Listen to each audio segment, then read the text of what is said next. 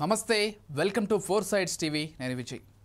తెలంగాణ రాజకీయాల్లో ప్రస్తుతం అందరి దృష్టి జూబ్లీ హిల్స్ బై ఎలక్షన్ పైనే ఉంది ఇక్కడ నుంచి పోటీ చేస్తున్న ముగ్గురు నేతలు ఈ ఉప ఎన్నికను అత్యంత ప్రతిష్టాత్మకంగా తీసుకున్నారు అందరూ అభివృద్ధి మంత్రాన్నే జపిస్తున్నారు హస్తం పార్టీ ఏమో 6 గ్యారెంటీలు సంక్షేమ కార్యక్రమాలను అమలు చేస్తున్నామంటూ ప్రచారం చేస్తోంది అటు బీఆర్ఎస్ కూడా 10 ఏళ్ల హయాంలో చేసిన డెవలప్మెంట్ను వివరిస్తోంది ఇక భారతీయ జనతా పార్టీ మాత్రం కేంద్రం అమలు చేస్తున్న పథకాలు అభివృద్ధిని ప్రచార అస్త్రంగా మలుచుకుంటూ ముందుకు సాగుతోంది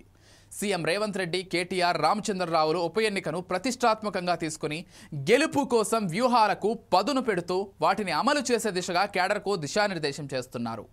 ఇక్కడ ఏ పార్టీ గెలిస్తే ఆ పార్టీ పట్ల ప్రజలకు బలమైన మెసేజ్ వెళ్తుందని భావిస్తున్నారు ఓడిపోతే మాత్రం ఇమేజ్ బాగా డ్యామేజ్ అవుతుందని ఆలోచిస్తున్నారు అందుకే త్రిముఖ పోరులో గెలుపు కోసం తీవ్రంగా పోరాడుతున్నారు జూబ్లీ హిల్స్ లో గెలిచి విపక్షాల విమర్శలకు చెక్ పెట్టాలని భావిస్తున్నారు తెలంగాణ ముఖ్యమంత్రి రేవంత్ రెడ్డి ఇక్కడ గెలిపించుకొని పార్టీ హైకమాండ్ ముందు మంచి మార్కులు కొట్టేయాలని ఆరాటపడుతున్నారు అసంతృప్తి రాగాలు నోళ్లు మోయించాలని అనుకుంటున్నారు ఈ ఎన్నికల్లో కాంగ్రెస్కు కొంత సానుకూల పవనాలు వీస్తున్నట్లు ఆ పార్టీ నేతలు చెబుతున్నారు ఎందుకంటే ఎంఐఎంతో లోపాయికారి ఒప్పందం కలిసొస్తుందని అంచనా వేస్తున్నారు ఇక్కడ ముస్లిం ఓటర్లు ఎక్కువగా ఉన్నారు వారే గెలుపోటములను డిసైడ్ చేసే స్థితిలో ఉన్నారని ప్రధాన పార్టీలు భావిస్తున్నాయి ఈ క్రమంలోనే వారి మచ్చిక చేసుకునే పనిలో పడ్డాయి ఇకపోతే గత ఎన్నికల్లో బీఆర్ఎస్కు ముస్లింలలో ఎక్కువ మంది టర్న్ అయ్యాయి ఇప్పుడు వారు ఎవరి వైపు మొగ్గు చూపుతారనేది సస్పెన్స్గా మారింది బీఆర్ఎస్ ఎమ్మెల్యే మాగంటి గోపీనాథ్ మరణంతో ఉప ఎన్నిక అనివార్యమైంది ఈ క్రమంలోనే భారత రాష్ట్ర సమితి పార్టీ మాగంటి సునీతకే ఛాన్స్ ఇచ్చింది ఆమెను గెలిపించడం కోసం కేటీఆర్ అన్నీ తానే వ్యవహరిస్తున్నారు గోపీనాథ్ భార్య సునీత కూడా వీరోచితంగా పోరాటం చేస్తున్నారు బీఆర్ఎస్ను గెలిపించి కేడర్కు బలమైన మెసేజ్ ఇవ్వాలనే ఉద్దేశంతో పనిచేస్తున్నారు ఇక్కడ గెలిస్తే కేటీఆర్ ఇమేజ్ అమాంతం పెరిగిపోతుంది గోపీనాథ్ది ఆంధ్ర నేపథ్యం కావడం కూడా అక్కడ ఏపీ వాళ్ళు ఎక్కువగా ఉండటం అనేది కలిసి వస్తుందని అంచనా వేస్తున్నారు ఇక ఆంధ్రప్రదేశ్లో బీజేపీతో పొత్తులో ఉన్న తెలుగుదేశం పార్టీ సైలెంట్గా బీజేపీకి సపోర్ట్ చేస్తున్నట్లు చెప్పుకుంటున్నారు అలాగే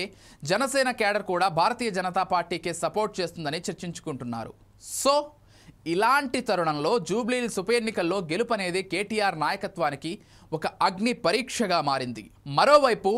ప్రధాన పోటీ అనేది కాంగ్రెస్ బీఆర్ఎస్ పార్టీల మధ్య ఉన్నప్పటికీ బీజేపీ కూడా తగ్గేదేలా అంటోంది రామచంద్రరావు అధ్యక్షుడైన తర్వాత తొలి ఎన్నిక కావడంతో ఎలాగైనా గెలవాలనే పట్టుదలతో ఉన్నారు జూబ్లీ హిల్స్లో విజయం సాధించి రాష్ట్రంలో పార్టీ క్రెడిబిలిటీ పెంచుకోవాలని ఆయన చూస్తున్నారు మరోవైపు కేంద్ర మంత్రి కిషన్ రెడ్డి ప్రాతినిధ్యం వహిస్తున్న సికింద్రాబాద్ పార్లమెంటు నియోజకవర్గం పరిధిలోకి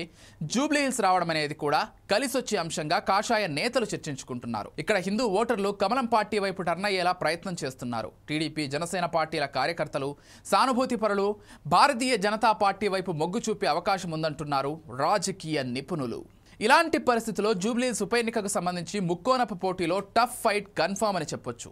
మరి ఓటరు దేవుళ్ల కరణ ఏ పార్టీ వైపు ఉంటుందో తెలియాలంటే నవంబర్ 14 వరకు వెయిట్ చేయక తప్పదు